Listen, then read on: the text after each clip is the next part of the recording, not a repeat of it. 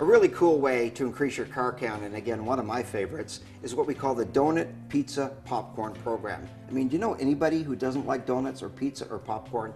And what you do is select local businesses. We're not talking about fleets here. We're talking about an opportunity to repair the vehicles of people who work close to you. It's a lot easier to get your car repaired close to where you work than where you live, especially if you've got a shuttle service. So let's say there's a hotel in your area. How many people work at that hotel? Who knows, maybe 30, 40, 50.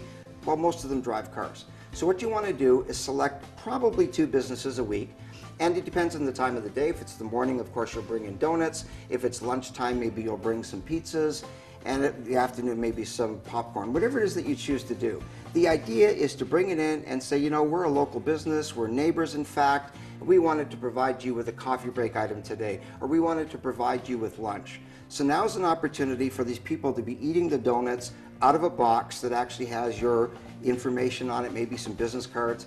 I had a fellow one time that he actually had his own pizza boxes printed. So when somebody is on lunch and they go, who paid for the pizza today? Who bought the pizza? Oh, it was Elite Auto Service. It's right there on the box. You've got some business cards in there.